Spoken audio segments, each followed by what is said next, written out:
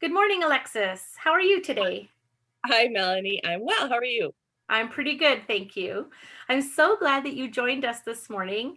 Everybody, this is Alexis, and she works at CAS. She is a coordinator at our day program called Cato.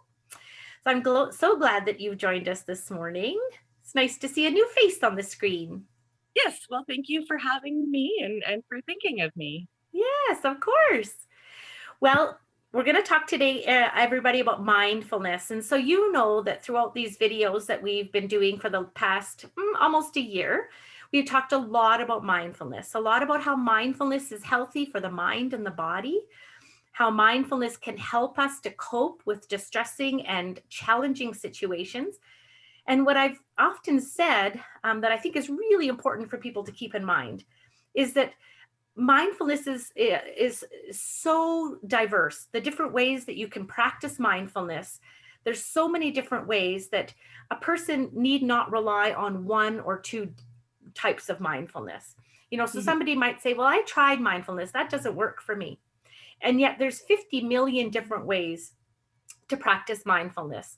And we've covered quite a few of those on these YouTube videos. So, self compassion mindfulness, mindfulness of the breath, mindfulness of the body, as in progressive muscle relaxation, visualization mindfulness. And so there's just so many different ways to use mindfulness to help heal the mind, heal the body, cope through challenging situations that it's really, I really encourage people to look for different ways to do that, to incorporate that in their daily life.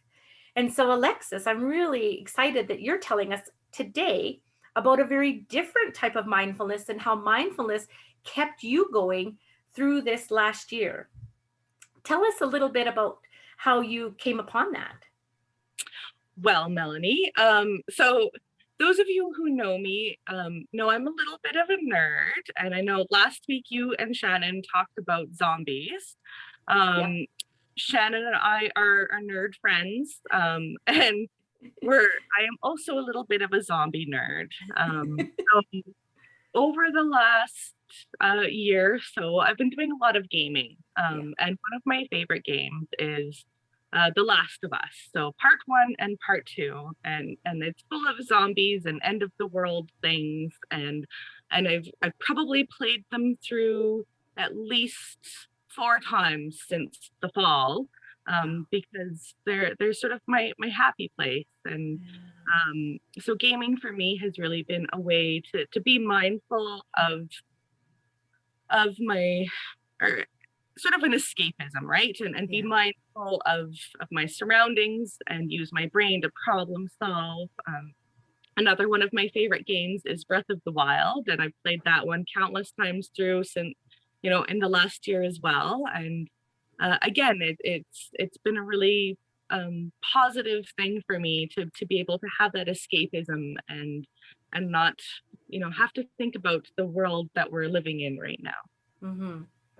So let's maybe talk a little bit more about that, how gaming provides you with a form of escape to kind of be able to take a break from real life, the COVID-19 pandemic, the restrictions, the changes in your work schedule, and the way that you provide support to people, the way that gaming allowed you kind of a break from all of that. Yeah, well, I mean, in The Last of Us, it's a post-apocalyptic world with fungus zombies, and luckily we haven't gotten to that part of the pandemic yet. Right. If we do, I'll be a pro. I'll help you guys out. Okay, good. Um, but yeah, it was a way. I love horror, right? So horror for me is, some people do romance, some people love drama. I love horror, and especially specifically zombies and the end of the world. So number one, that's already sort of my happy place and a place that I feel comfortable with and brings joy to me. Um, Gaming allows you a whole nother way of experiencing that world. So you're experiencing it almost first person instead of observing it through a novel or a movie or that sort of thing.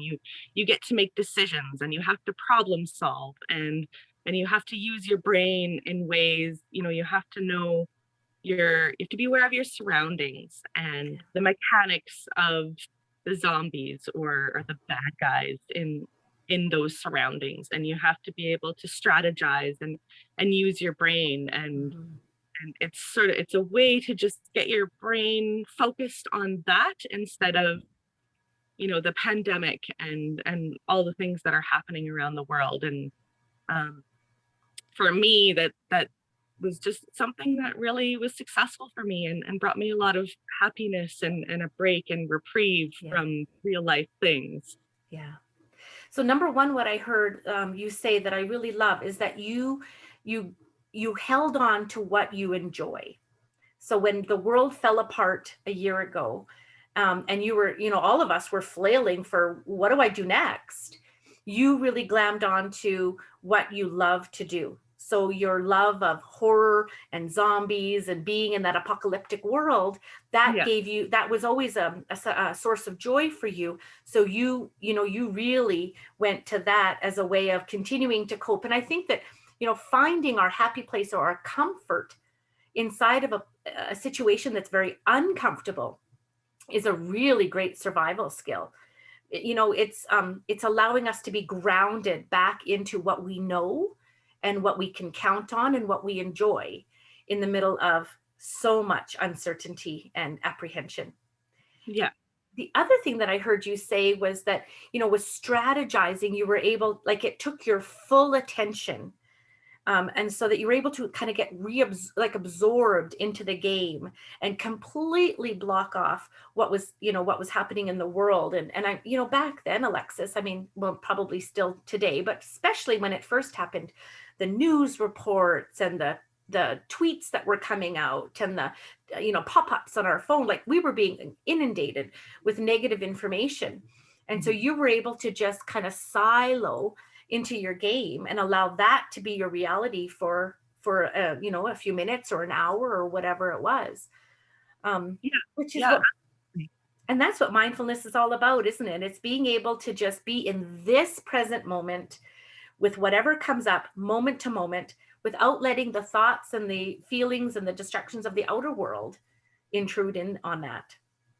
Yeah, yeah, you're absolutely right, Melanie. And it's the new we're still being inundated with the news and Yeah. conspiracy theories, Yeah. and it's hard to distinguish which is real, which is not. And at least in the gaming world, you have these set rules, and it's Yeah. predictable, right? And you Yes. count on those rules, and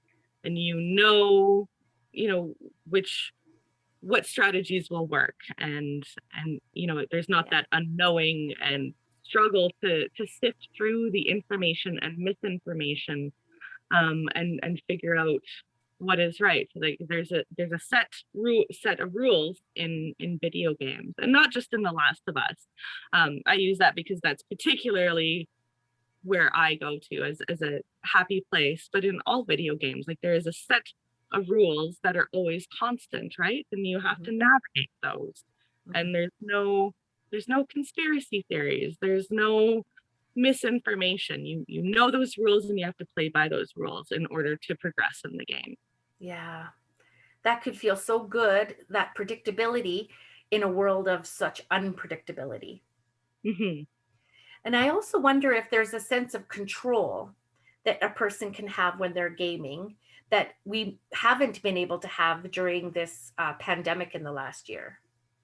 Yeah, absolutely. I think there's a sense of accomplishment when Yeah. you've navigated a really tough situation, and maybe you've failed a number of times, but every time you learn, and you learn the set of rules within that situation, and eventually you're able to navigate it successfully. And once you get through, you maybe need to take a deep breath and take a pause and come back to it. But you did it. You did the thing. Yeah. That can be so good for our mental health to be able to control what we can control and then have that sense of success over something, especially like you said, having tried it many times and finally achieving that goal can be so wonderful, so positive for our mental health. Absolutely. And when I start games, I I usually start on the very easiest setting, because I want to enjoy the game. I don't want to have to struggle and get Yeah, frustrated. I want it to be enjoyable for me. right. And if I find it too easy, then I can at least up the challenge level. Yes. But I usually start out on the easiest because I'm learning the mechanics and I'm learning the rules of the world, and I want it to be an enjoyable thing for me. I don't want to be frustrated. Um, Yes. and I think that's important to note as well. It is, and it just that just demonstrates how well you know yourself and how you're honoring what you need from the game. You need enjoyment. You need to start slow so that you can feel successful and not just get frustrated and not enjoy. Yeah, yeah, Yeah. absolutely. Yeah. And I want to also talk about, so mindfulness often involves, not always, but often involves the senses. So experiencing this present moment through eyes, ears, nose, mouth, touch. And I want to ask you a little bit about how that that part of mindfulness can be experienced through gaming. Well, I think it depends on the game. Hmm. Um, so, for example, The Last of Us is a very action heavy game, and Mm. it's very linear in how it's constructed. So you follow a storyline, and you're not able to really deviate from that storyline. Uh, Okay. so that's another way of gaming. Hmm. Another thing that I really enjoy playing is Breath of the Wild, the new Zelda game, new-ish Zelda game, I guess. Um, I've played that one many times through since last spring. And that those of you who have played it know it's a beautiful, beautiful game. And there's scenery in there, and it's an open world. So an open world game is somewhere that you can just go and do whatever, and there's no linear structure to the game. You get to choose. So it is a fighting game. Like there's definitely action. You got to fight off some monsters. There's still a lot of the same things. You got to strategize. Your weapons can break. You've got to deal with weather and elements in that scenario. But at the same time, if you're just feeling like you don't really want a lot of action, you can just go explore the world. And Mm. it's a beautiful, beautiful world. For me, my thing in the game is I always want to go swimming in the water, because it just looks so inviting and lush, and I just want to go float and go for a swim there. But there's all sorts of different types of landscapes, and it's very different from the snowy world that we maybe have today. That's right. Yeah.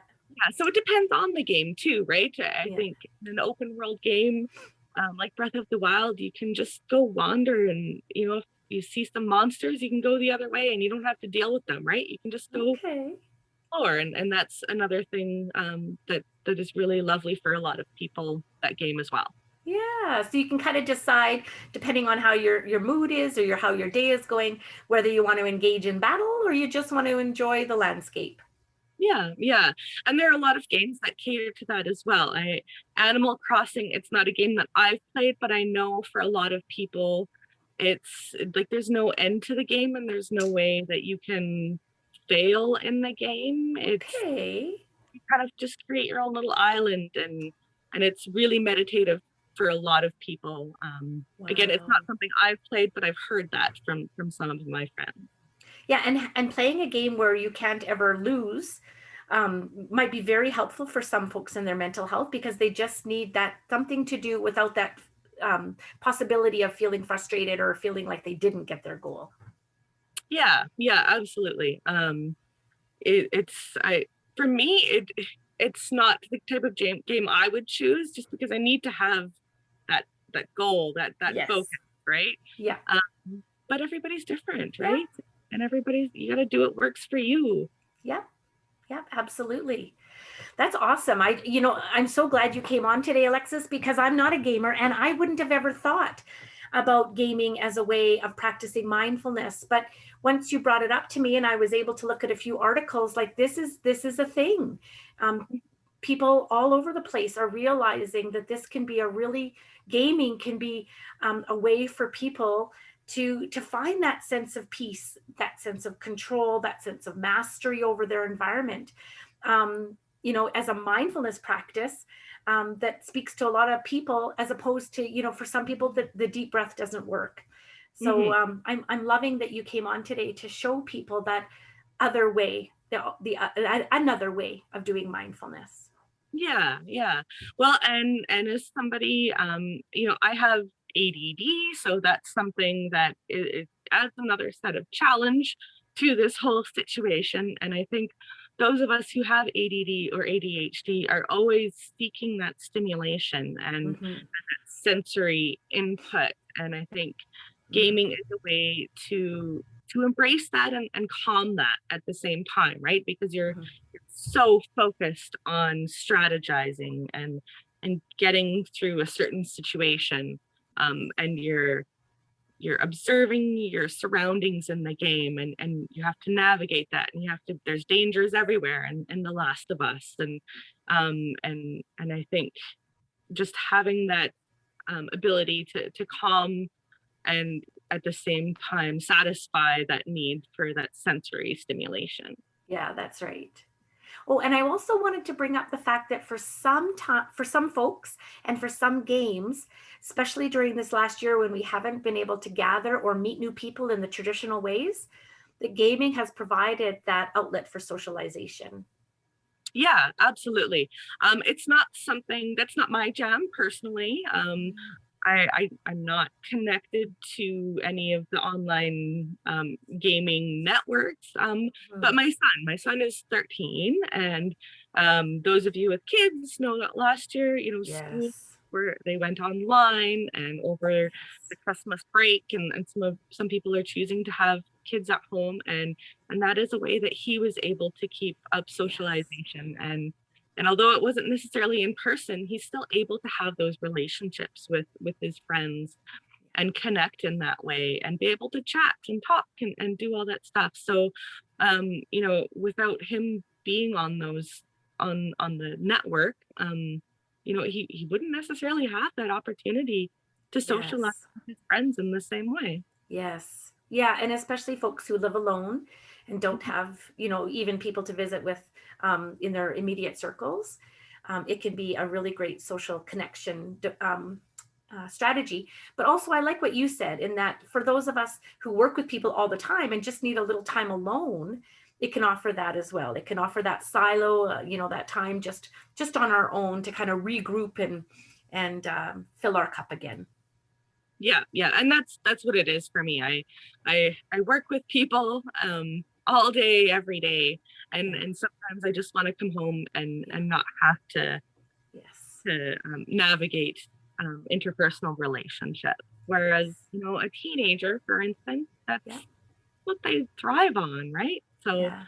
and it's different for everybody. Like I'm an extroverted introvert. So although I can come across as very outgoing and bubbly, I really need that time to Yeah. fill my cup, as you say, and be alone and not have to navigate interpersonal relationships. Yes, that's right. Well, that's great. I'm really glad that you shared that with us today. Thanks so much for your time. Yeah, I my wanted, pleasure. yeah, I wanted to also just note that, just like with everything, every kind of pleasure that and pleasurable activity that we engage in, sometimes it can, if it kind of moves over the line, it can move over the line between healthy and unhealthy. And so I just wanted to, make kind of a little conversation about some of the ways in which people might know if gaming has gone too far for them. Mhm.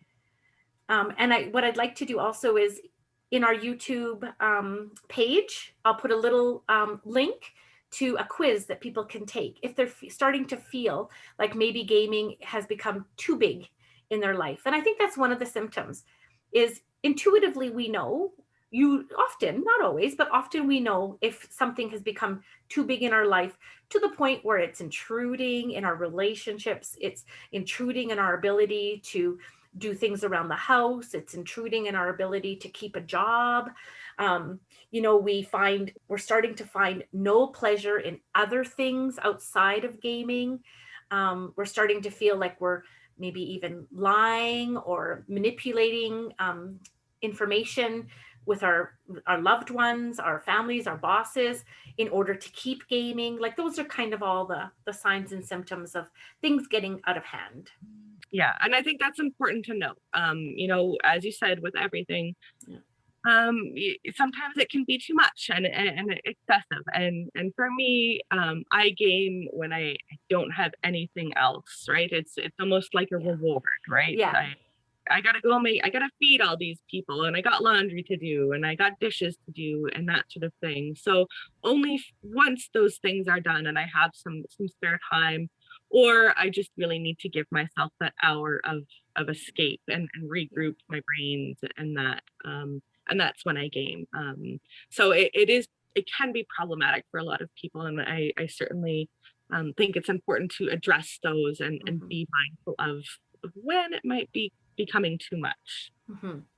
And like going back to what you said earlier, knowing yourself well enough to know, when am I in, how can I make this game enjoyable? Like you were saying, starting off on the lowest setting, the easiest setting, Mhm. working your way up, because knowing that if you start off, or even if you play a game that you know is going to be frustrating for you, that could lead to things like anger or outbursts or irritability, moodiness. And so knowing yourself well enough to know what kind of game is right for me and my mental health, and what setting should I start off with, how should I progress through this, so that I'm actually enjoying it and it's not becoming something that's so overwhelming for me that it's actually unhealthy.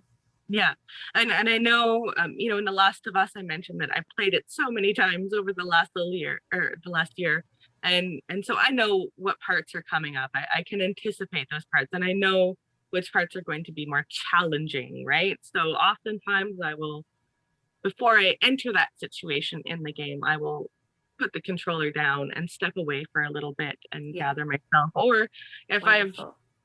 failed at that scene too many times, then I will put it down and go do something else and come Yes. back to it. Because again, I want it to be enjoyable, right? I don't want to be frustrated. That's not why I'm playing the game. That's right. Even though it is frustrating or it can be, that's not why I'm here, right? Yeah. Yeah.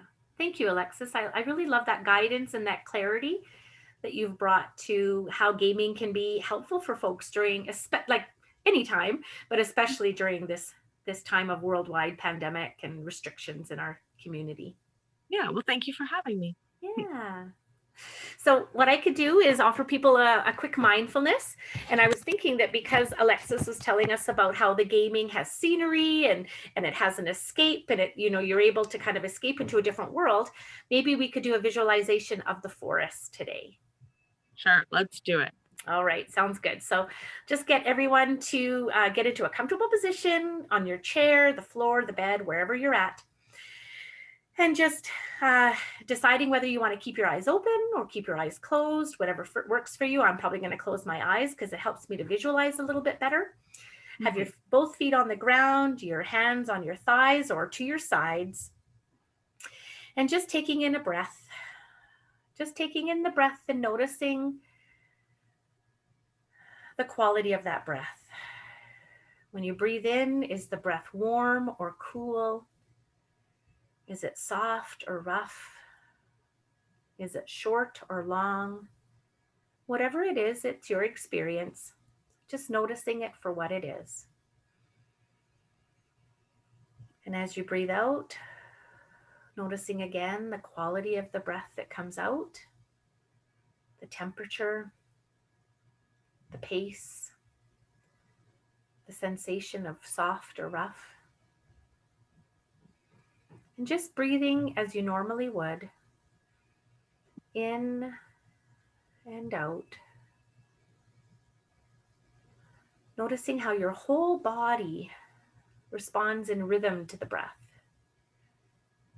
Noticing what parts move up or out as you breathe in, and noticing what parts of your body move down and in when you breathe out. Might scan your body from top to bottom and notice any parts of tension, any parts of tingling, or any parts that are just kind of not as soft or relaxed as they could be. And then with the out breath, bringing a sense of softness and softening to those parts.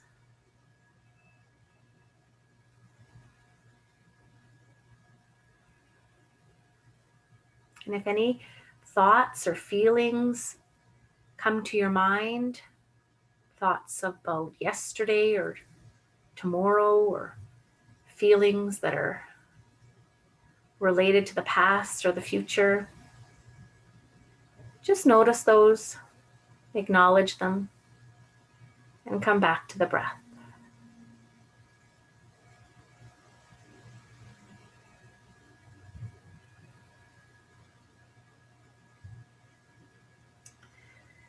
And now imagining in your mind's eye, moving through a forest.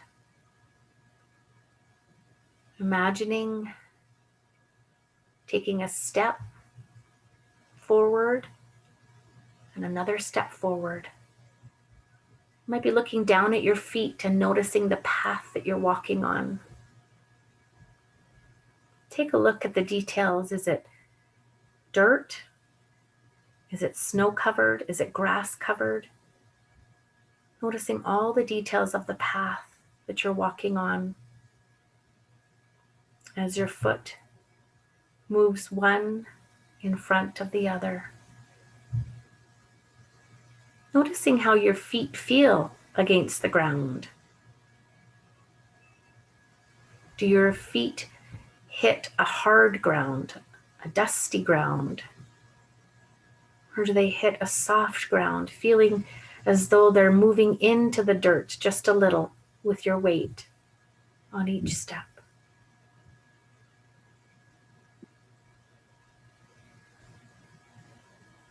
Noticing how your hips follow your feet as they walk one in front of the other. Noticing how your arms respond. Perhaps they're swaying side to side, or they're fairly still against your sides. And moving up the body and noticing how your head is sitting on your shoulders as you walk along this path. Raising your head and looking around. What's in your forest? Do you see trees, flowers, grass, snow? Whatever you see, seeing in as much detail as possible. Noticing the shapes, the colors, the movement.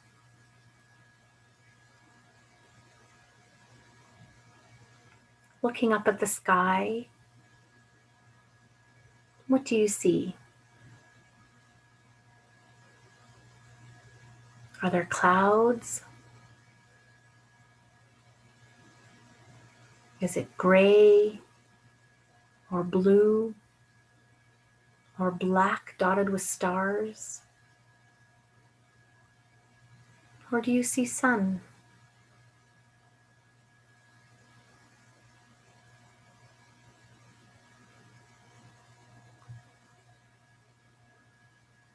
And then imagining what you feel against your face. Do you feel the warmth of the sun against your cheeks? Do you feel the soft, gentle caress of the wind against your face?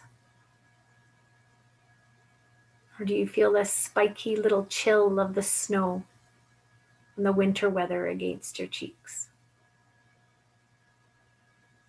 Whatever it is, just noticing it, feeling it for what it is and how it impacts your face, but also the rest of your body. Being attentive to whatever's going on in this forest for you right now.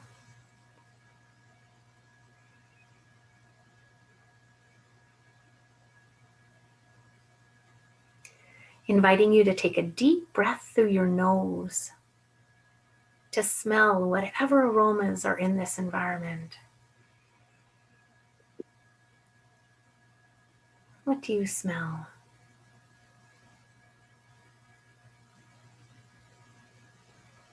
And what does that smell make you think of or remind you of? Does it remind you of a memory in the past? Or a future event? Reminding you of someone you know or something even about yourself?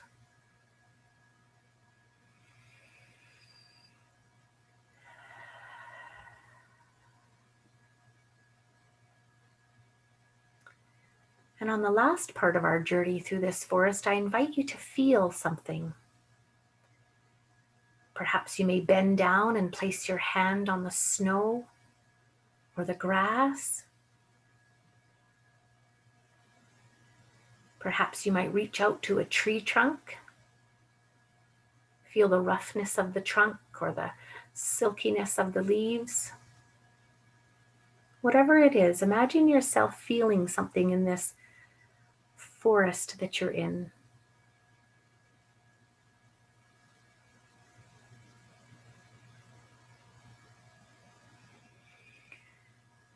Feeling it for what it is without the need to pass judgment as good or bad, like or dislike. Just feeling it as it is, like a scientist would be looking for evidence.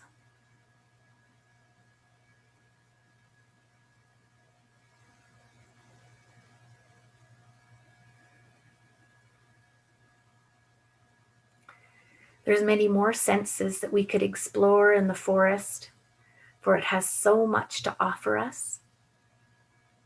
You can return to this forest at any time that you need a mini vacation, you need a break from the everyday, you need to just settle in with nature, by yourself or with an imagined other. So take a few moments to take another look at this place and prepare to walk away, to say goodbye for now.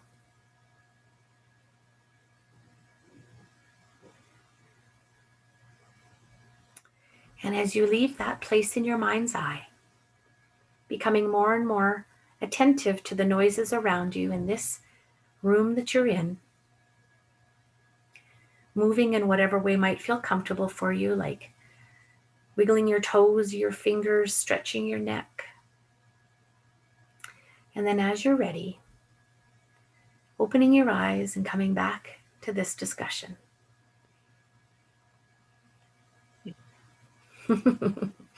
How was that, Alexis? It was good. I went to another happy place. Yeah, me too. I almost went to a nappy place, actually. Sometimes those things make me feel so peaceful that I could just roll up and curl up and go to sleep, I think. Yeah, yeah. Well, that's not the worst either. Sometimes if you need a nap, you need a nap. That is true. That is true. And I think I might hibernate a little bit this weekend. That's fair. I mean, yeah. Just the weather, right? Actually, I just had a little peek outside and I agreed with you in my head. Yeah, good hibernation. Yeah, that's right. Well, thanks again for joining us, Alexis. I really appreciate your experiences and your knowledge and helping us to see mindfulness in a different way. Yeah, yeah, absolutely. And I think it's an important discussion, right?